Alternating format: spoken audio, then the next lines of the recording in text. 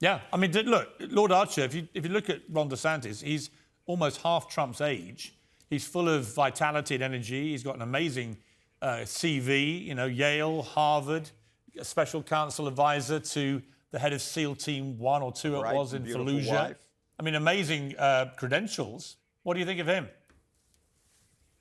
I think he's very impressive at the moment. We must remember we're some time away and predictions this early can so often go wrong. I certainly would vote for him at the moment.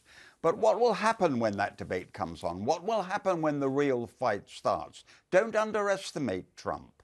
I think Ron DeSantis would make a brilliant president. Everything I've seen about him, I like. But that doesn't mean he will be there on the final day. I would predict it on your program, Piers, that Trump would never become the Republican candidate. Yeah. And when you asked me back, I predicted that he'd never become the president of the United States. So it does beg the question, why have I got you back on doing more predictions? Totally wrong. Well, it's very, you know what, Jeffrey, it's very honest of you to admit that, because not many do. I was one of the very few people actually in this country who saw the Trump train coming in 2015-16 and predicted he'd win. Jason, just to come back to you. Has Donald Trump got the stamina and the will to do this again? He's come under such tremendous fire. I actually thought the speech when he said he was running again, by his standards, a little bit low energy. Well, he was going to get hit no matter what he did. Either they're going to say he had low energy or they're going to say he was going to election grievances and was too wild and out of control. So I think he found the sweet spot with it. As far as the energy goes, keep in mind, it's not just in a vacuum. He's going against Joe Biden, who comes across as a fossil, a skeleton. He does, but he has a surprisingly good midterms. I mean, one of the best midterms. He did. I mean, you can't deny it. An important point, Republicans got 5 million more votes for congressional candidates. Right, we won the House back, retired Nancy Pelosi. It was not a good midterm for the Republicans, given the state of the country. Not as good as it should. What about DeSantis? The moment I saw Trump abusing DeSantis and giving him nicknames, I thought he's worried about him. DeSantis he'll be a formidable opponent. He's going to be tough. DeSantis has a good record of governor.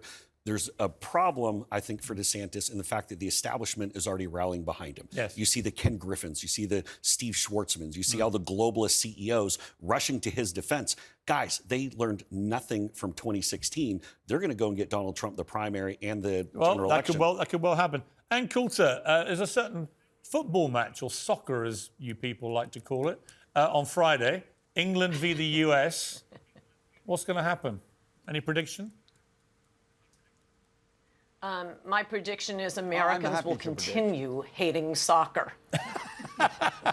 Jason, prediction from you? I'll be cheering for the U.S. I'm hosting a big World Cup party with Matt Letitia, the greatest of all time. Excited to be with him. I might be the only American who's there cheering for the U.S. team, but it's going to be fun. And even though you might think the U.S. doesn't have a chance, look at Japan, look at Saudi Arabia. This is upset season.